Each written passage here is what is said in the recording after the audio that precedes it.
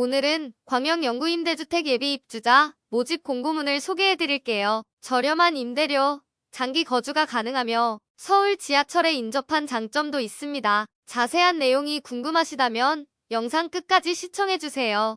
구독과 좋아요, 알림 설정은 영상 제작에 큰 힘이 됩니다.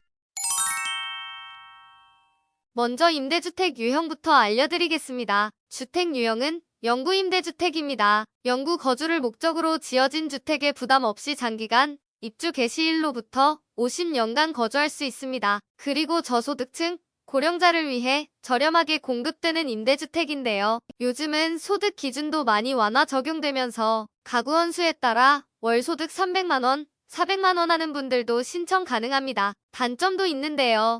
다른 임대주택보다 면적이 작은 편이며 신청 자격에 거주지역 요건이 있습니다.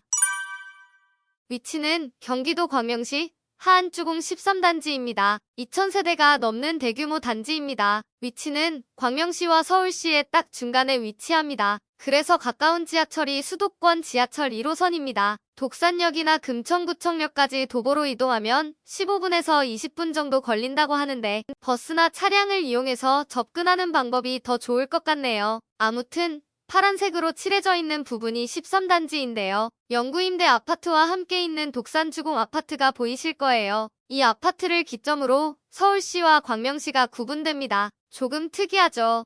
그리고 도보권 내 작은 상업지역도 있습니다. 걸어서 다닐만한 마트가 있는 것도 매우 중요하죠. 여기로 가면 대형마트, 쇼핑몰, 프랜차이즈 등 각종 상업시설들이 들어와 있어서 장을 보거나 외식을 하기에도 좋습니다. 단지 주변에 노브랜드도 있습니다. 맛집 거리는 따로 이 정도 거리에 형성되어 있는데 걸어서 약 20분 정도 걸리겠네요. 외관은 이렇게 생겼습니다. 90년도에 지어진 구축 단지이며 복도식 아파트입니다. 영구임대 단지답게 단지 내 사회복지관도 크게 지어져 있습니다. 취약계층인 분들이 이용하기에 좋습니다. 다음은 공급 정보를 알려드릴게요. 공급 면적은 26형, 31형, 36형, 37형, 40형 이렇게 5가지가 있습니다. 모집 인원은 이 정도입니다. 26형에서 210명 모집, 31형은 220명, 36형과 37형은 통합해서 30명, 40형은 140명을 모집합니다. 기존 대기자가 조금 있는 편이어서 대기 기간이 어느 정도 걸릴 수 있다는 점 참고해서 신청해주세요. 내부 구조는 이렇게 생겼습니다. 모두 같은 구성이라고 보시면 되는데요. 흔히 1.5룸이라고 부르는 구조입니다. 거실이 따로 없죠. 참고로 37제곱미터의 구조만 다르게 생겼습니다. 실제 구성은 동일하지만 측면 세대라서 작은 방과 욕실의 위치가 바뀌어 있습니다.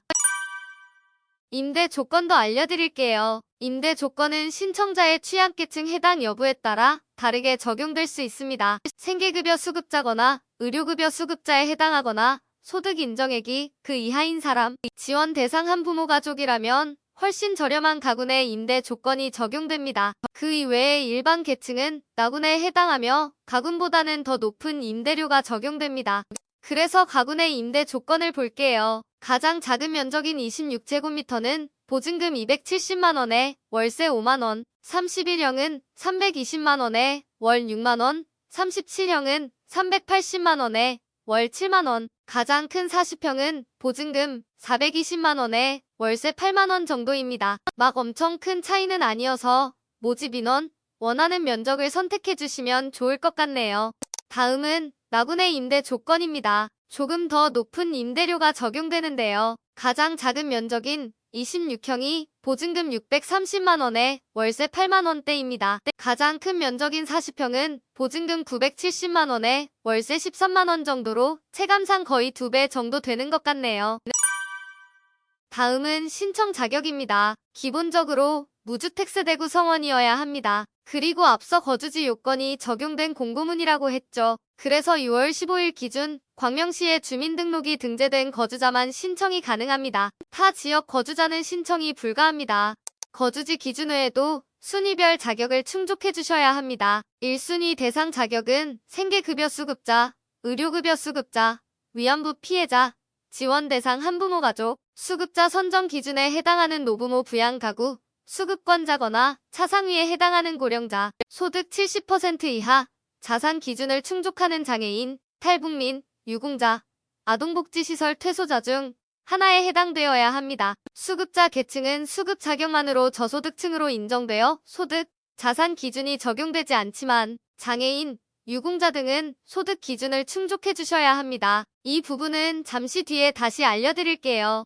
이번에는 2순위 대상 자격입니다. 일반 저소득층으로 소득 50% 이하 및 영구임대 자산 기준 충족자거나 등록 장애인으로 소득 70에서 100% 이하 및 영구임대 자산 기준 충족자여야 합니다. 2순위는 소득 기준을 충족해 주셔야 하네요. 기본적으로 소득, 자산 기준이 적용되는 계층은 총 자산 2억 4,500만 원 이하, 차량 가액 4,542만 원 이하여야 하고요. 각 유형별로 소득 기준을 충족해야 합니다.